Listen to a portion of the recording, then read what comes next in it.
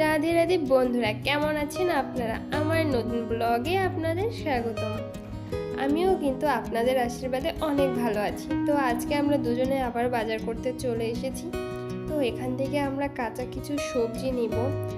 আর খুঁজছিলাম যে কোন সবজিটা আমি নেব, কারণ এখানে সব সবজি তো আমি চিনি না। যেগুলো চিনি আপাতত আমি ওই সবজিগুলোই নিয়ে খাচ্ছি। তো প্রথমে আমি ভাবলাম যে আগে ফলটা কিনে নিয়ে আসি।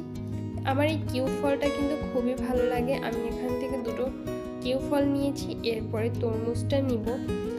আর এদিকে আমি একটু শসা খুঁজছিলাম যে শসাটা কোথায় পাওয়া যায়। তো ভাবলাম যে আগে সবজিটা কিনে নিই, তারপরে খুঁজে নিই। তো এখান থেকে আমি একটা ফুলকপি নিয়েছি আর একটা বাঁধাকপি নিয়েছি। আর এটা কিন্তু বিদেশি মূলো, আমার অনেকটা ইঁদুরের মতো মনে হয়, কারণ বড় একটা লেজ আছে। আর এই যে হচ্ছে ধনে পাতাগুলো অনেকটাই মানে সবুজ সতেজ। আর এই যে হচ্ছে আলু, মিষ্টি আলু, এটা হচ্ছে বিদেশি মিষ্টি আলু। এরপরে এই যে এই সাইডে যত কিছু দেখছেন সবগুলো কিন্তু ডাল, শুধু মুগ ডালটা বাদে সব ডালই কিন্তু এখানে আছে। এই যে দেখুন ছোলার ডালটা পর্যন্ত আছে, শুধু মুগ ডালটাই নেই। আর আমার কর্তাবাবুর কুমড়ো খুবই পছন্দ, তাই আমি কুমড়োটা নিয়েছি। আর এই যে হাঁটতে হাঁটতে চোখে পড়ে গেছে শসা।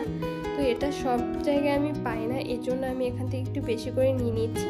আর আমার টমেটো খুবই পছন্দ, ঘরে টমেটো না থাকলে আমার একদম ভালো লাগে না। তো এখান থেকে আমি টমেটোটা নিয়েছি। আর এই যে দেখুন একদম ছোট ছোট টমেটোগুলো কি সুন্দর লাগছে দেখতে।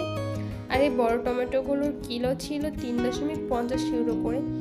এরপর আমরা আরও ঘুরে ঘুরে দেখছিলাম যে আর কি নেওয়া যায়। এরপরে দেখতে পেলাম চাল।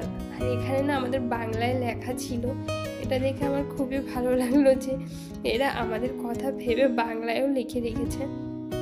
আর আজকে কিন্তু আমার অনেক বাজার করা হয়ে গেছে। এই যে দেখুন এক ব্যাগ বাজার।